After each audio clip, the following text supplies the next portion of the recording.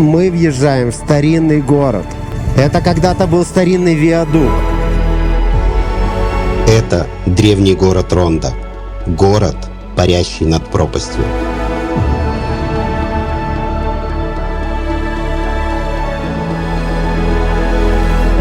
Он хранит множество тайн и легенд, в которые мы сможем погрузиться.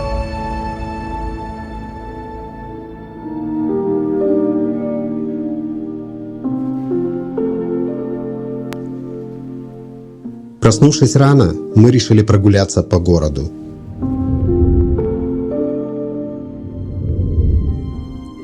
Городу, в котором пересеклись и смешались традиции и культуры. Городу, где кельты, финикийцы, римляне и арабы оставили свое наследие.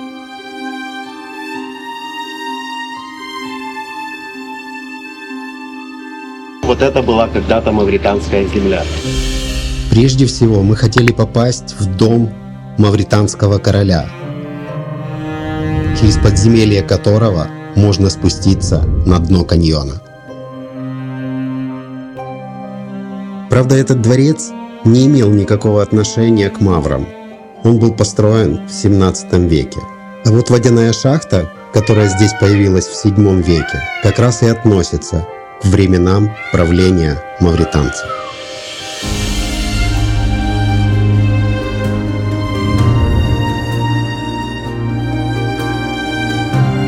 Неужели мы спустимся аж на дно каньона?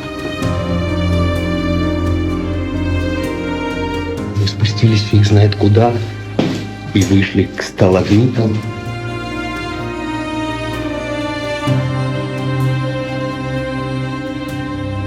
Слушайте, офигенно.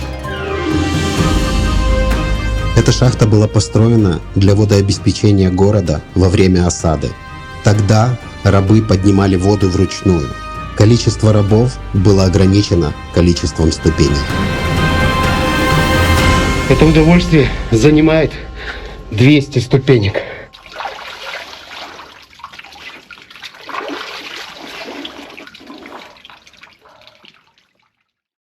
Мы решили прогуляться к самой крупной в Испании арене для корриды. Ронда является родиной корриды. Здесь находится самая старая арена, построена в 1784 году. Но это не самая большая арена для корриды в Испании, но она очень-очень престижная. Именно здесь выступал основатель современной корриды Педро Ромеро. Он первым, кто слез с коня и стал на ногах биться с быками. Именно здесь стремятся выступить многие тореадоры. Что там? Мост не видно, да?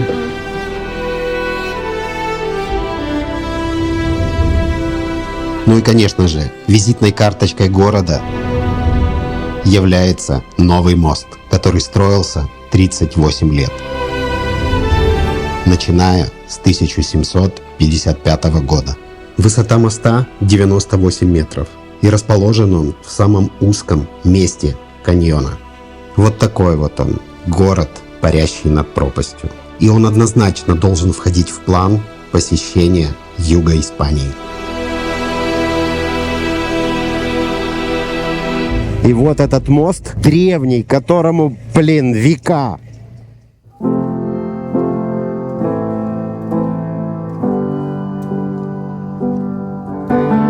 Сегодня наш путь лежал к берегам Британии, а точнее к ее заморским территориям. Держим путь к Гибралтару. Но при этом все не просто так. Мы не смогли пропустить и не заехать В еще одно место. Но оно приобрело свою популярность после того, когда компания Sony выпустила один известный мультик.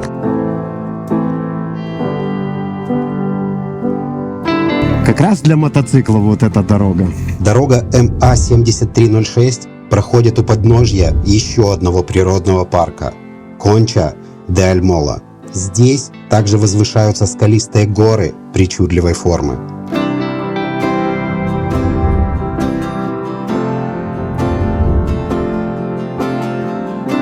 Но уникальность их в том, что они охраняют древние каштановые рощи. Обалденно. Вот так растут каштаны, которые съедобны. Сам плод, вот как бы он похож очень. Мы еще обязательно поедим каштаны. А где и когда это будет, об этом вы узнаете позже. Едим каштаны. Если честно, вот так. Помимо каштанов, здесь прорастает 150 видов грибов. Именно обилие грибов привело сюда компанию Sony. Вон она, синяя деревня. Это древняя деревушка Хускар, но она имеет и второе название. One for Smurfs love, Smurf for your loves, Smurfs for all. Вот эта деревушка, в которой живут смурфики. Да, именно деревня смурфиков, ее второе название, так как синие мультяшные существа жили в грибах. Для продвижения фильма в 2011 году компания Sony Испания придумала украсить всю деревню синим цветом. Людям понравилась эта идея, и это очень-очень даже привлекло туристов. Здесь их достаточно много. Вот так, благодаря находчивости, эта древняя, тихая, затерянная в горах деревушка приобрела популярность.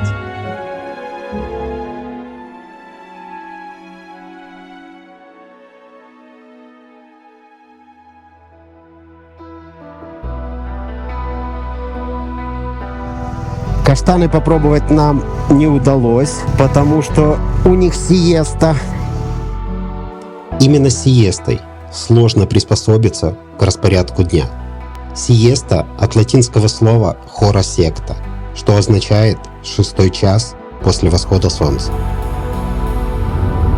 Чем южнее, тем больше времени после обеденного отдыха. Здесь оно с 12 дня до 17 вечера.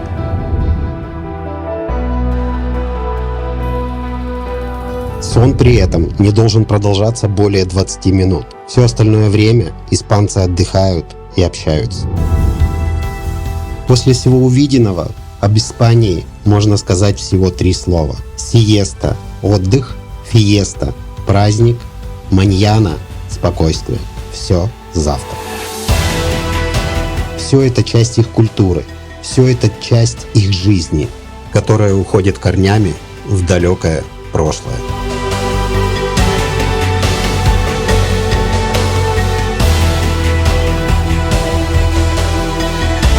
После очередного перевала мы наконец смогли увидеть нашу цель.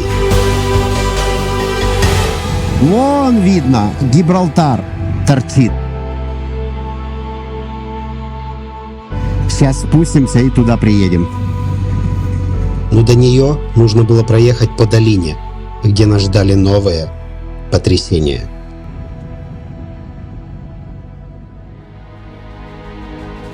Сейчас мы уже выезжаем к морю. Правда, мы были уже возле моря, потом опять ушли в горы, ушли в пустыни. Сейчас спускаемся вниз, спускаемся к Гибралтару. Чем ниже мы спускались, тем выше поднималась температура. Такое впечатление, что у меня в ручках включен подогрев. Прогноз погоды загонял нас в раскаленную топку. Даже движение по автомагистрали не улучшало положение. 40 градусов! Вот вы видите эту температуру. Температура 40 градусов. Капец! Это жестко. Жилет спасает. 100% спасает. Так что, если едете в жаркие страны, очень-очень рекомендую. Без жилета лучше вообще не выезжать. Мы уже видели нашу цель.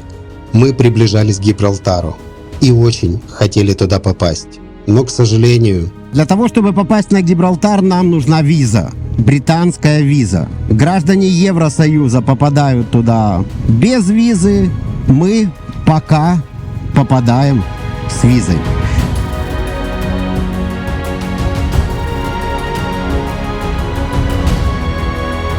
пытаюсь завести моторы. Взлет невозможен. Гибралтар. Друзья, мы доехали до Гибралтара. Мы доехали до Британии. Вот там Гибралтар. Мы не можем туда попасть. Но я дойду. Пофиг, что на улице 40 градусов. Но я хочу это сделать.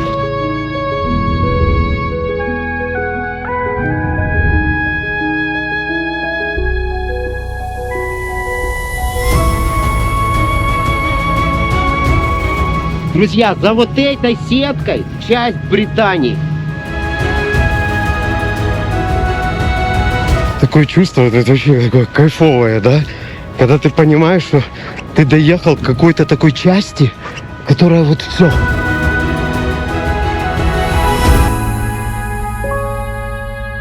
Первый раз за все путешествие я не смог взлететь дроном. У меня не было нужной лицензии. Спасибо Хосе Кандилес за разрешение использовать его видео.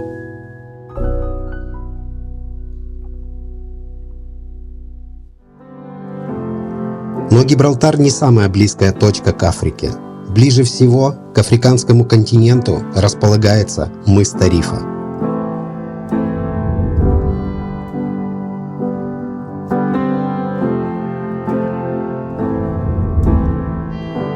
Вот туда мы с вами и направляемся. И вот то вот Африка. Реально, я не думал, что это так близко. Да, это действительно близко. Континенты разделяют всего 14 километров. Но не только вид на Марокко нас сюда манит. Мы едем к определенной точке.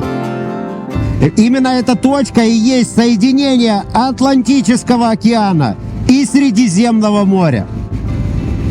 Друзья, перед нами океан. Чудик мой, ты доехал до океана. Ты был на Северно-Ледовитом океане, сейчас ты на Атлантическом.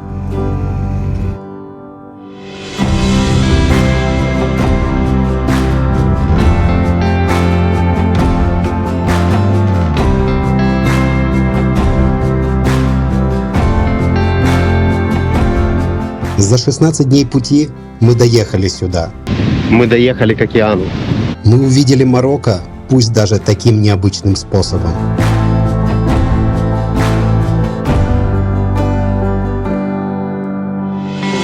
Мы добрались до точки слияния моря и океана. Вот это Атлантический океан. Вот то Средиземное море. И мы здесь. Мы сюда приехали. И мы реально счастливы. На улице уже 18:23. Проехали мы всего за сегодняшний день 170 километров. Большой пробег будет завтра, потому что нам надо будет проехать Севилью. В общей сложности протулить 400 с чем-то километров.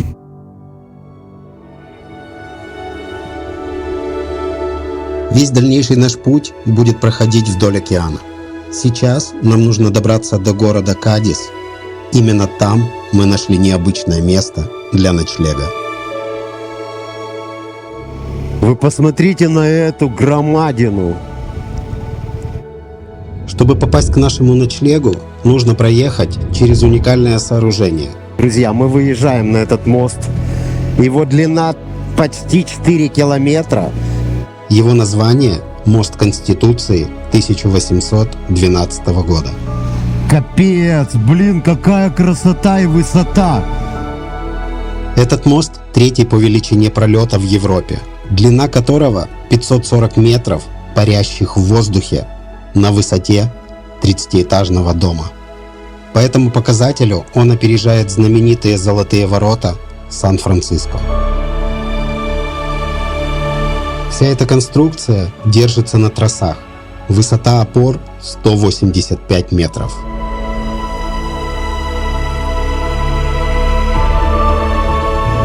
Заехали в такой достаточно интересный населенный пункт, а интересен он больше названием, красивым названием таким. Эль Пуэрто Санта Мария. Прикольно. Где живешь? Эль Пуэрто Санта Мария. Крутой. Ну, типа Беверли-Хиллз. Добравшись до океана, было безумное желание переночевать на его берегу. К сожалению, Палатки у нас с собой не было. Но мы смогли найти вариант исправить эту оплошность. Блин, друзья, мы в принципе подъехали сейчас. Там такие типа палатки. Глэмпинг. Вау. Слушайте, ну тут столько.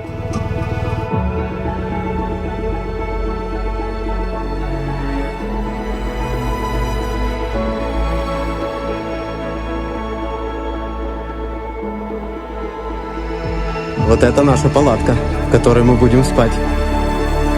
Тут есть все, что нужно для жизни.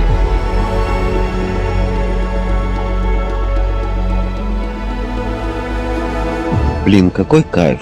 Просто вот сидишь и тащишься от этого всего. Просто кайфуешь.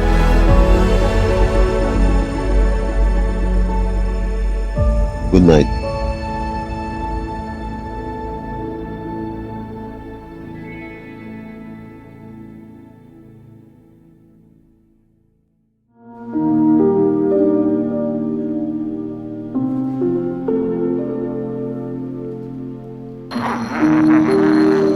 Казалось бы, обычное утро, обычный восход солнца.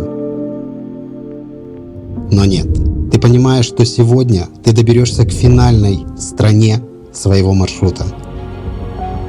Стране, располагающей той заветной точкой Кабу-де-Рока. Местом, где кончается земля и начинается океан. Местом, которое называется краем света.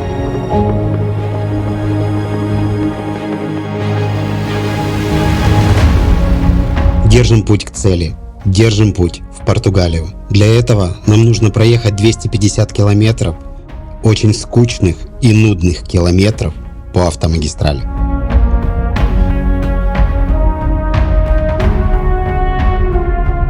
55 километров до Португалии. Вот она, финальная точка прибытия.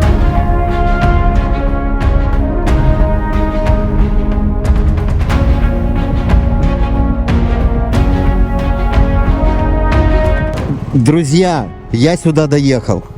Вот она.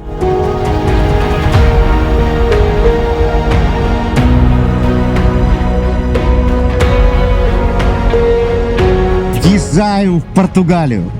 Для того, чтобы доехать сюда, мне понадобилось 6435 километров.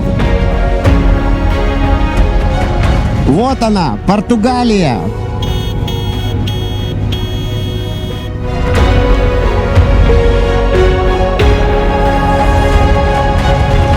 Ты доехал в еще одну страну. Доехал в Португалию.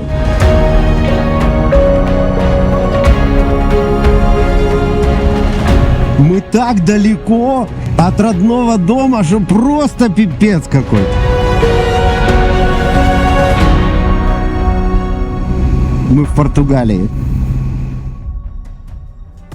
До сегодняшней точки нам оставалось 100 километров. Это путь по стране, которая была в пределах недосягаемости. Но все реально. Главное — верить. Чувства меня переполняли. Так, хо-хо-хо. Где бы мы ни останавливались, везде был к нам высокий интерес. Нас видят, к нам подходят. Что вы, как вы, куда вы? Столько километров проехали. Просто бомба. Просто бомба. We play with. Thank you, you too. Thank you. Сейчас нам нужно выехать на берег океана для того, чтобы увидеть творение природы, которое расположено на берегу океана в маленькой рыбацкой деревушке Бенагил.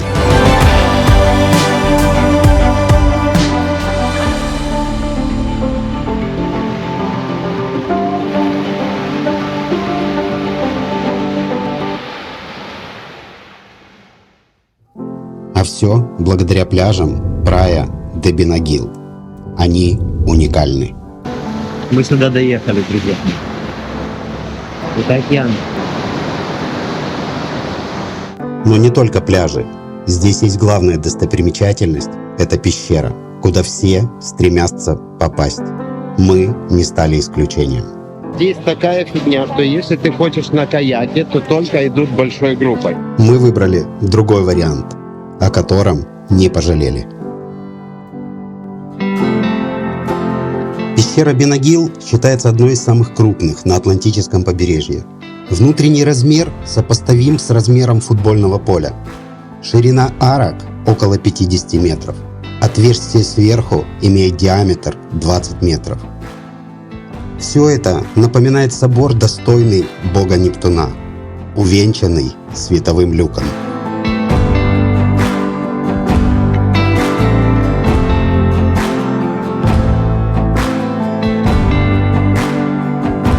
Здесь много пещер.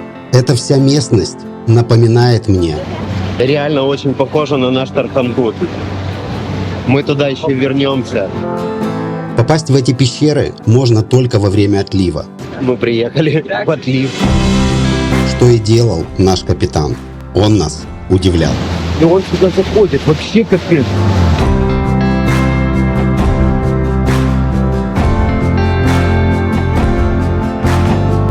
Это удивительное, уникальное место.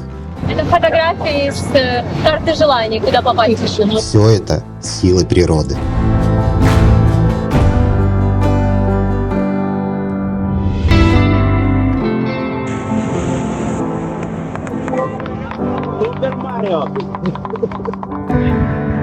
Вот это там!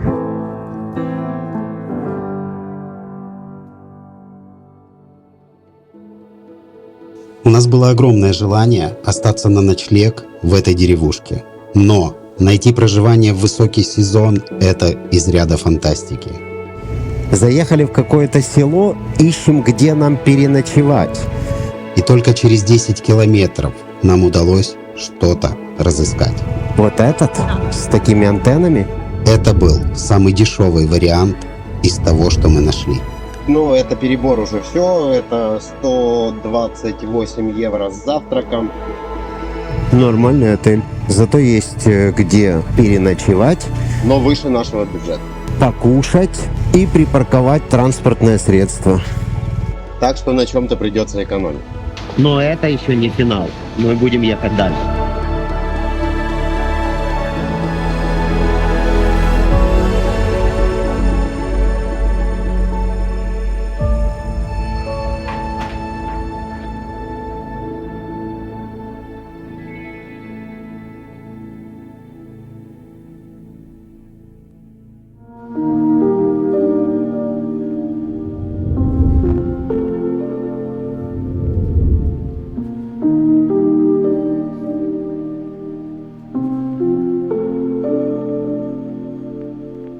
Доброе утро, друзья. Гружусь.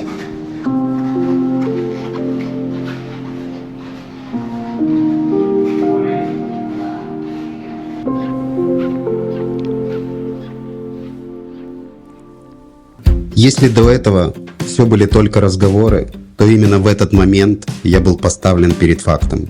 Дальнейшие мои планы потерпели кардинальные изменения.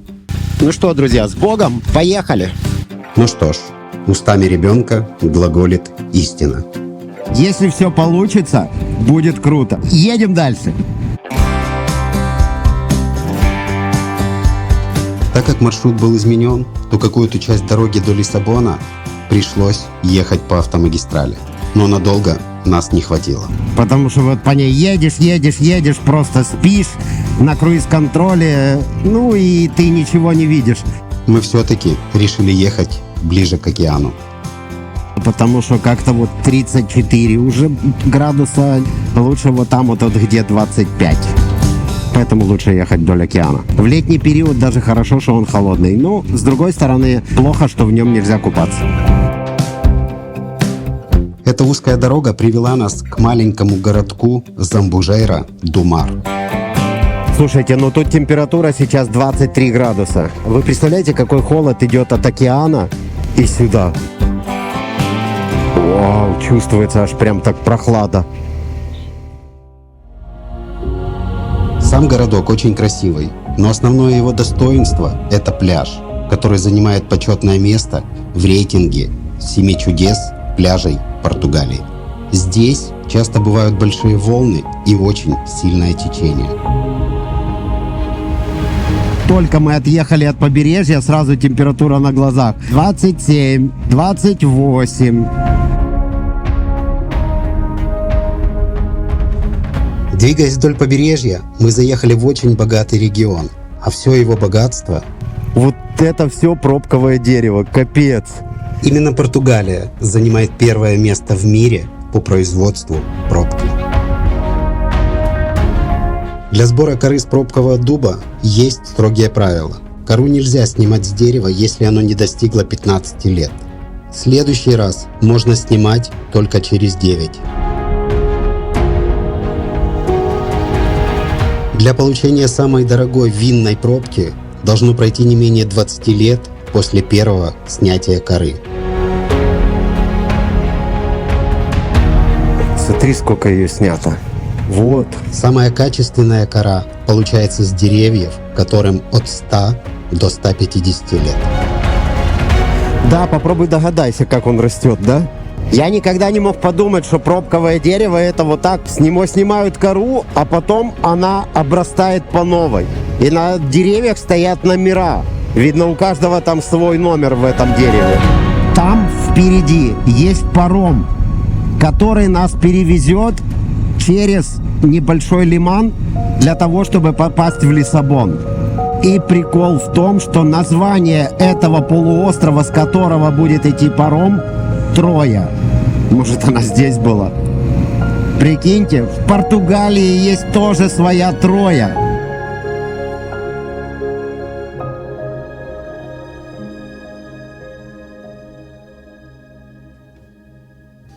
Когда-то это был остров под названием Акала.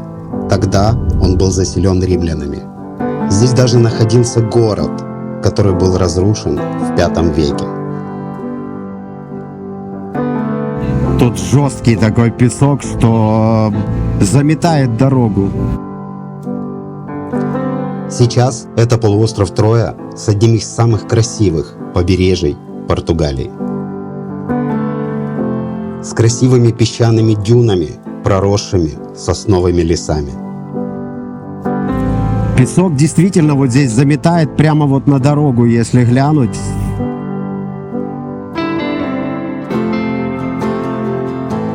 Длина прибрежной полосы 13 километров нетронутых песков с кристально чистой водой. Сейчас это уникальное место для отдыха. Такое впечатление, что ты где-нибудь в Африке такой едешь. 17 евро. Мотоцикл и чудик вспомнят Норвегию, как они были на пароме. Знакомое чувство парома. Вот там где-то Лиссабон.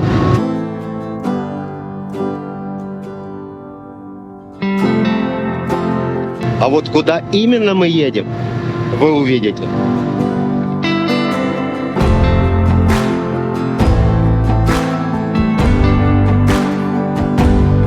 Выезд с парома всегда это такой вот просто квест. Я не знаю, как я подписался на всю эту авантюру, но мы едем в аэропорту. Но мы еще обязательно вернемся в Лиссабон и погуляем по этому необычному городу. Нет, Катя не улетает, мы улетаем вместе.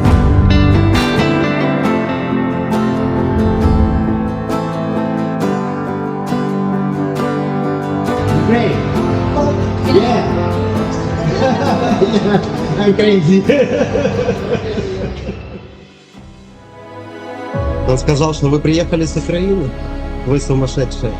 Мы говорим, да, мы сумасшедшие, но моя дочь, она говорит, папа, мы находимся на берегу Атлантического океана. А не слетать ли нам дальше? Давно я не летал самолетами, больше на мотоцикле. Это капец.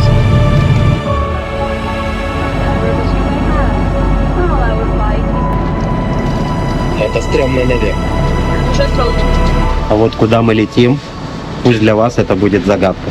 И кто первый напишет в комментариях, куда именно мы летим, тот получит определенный от нас подарок.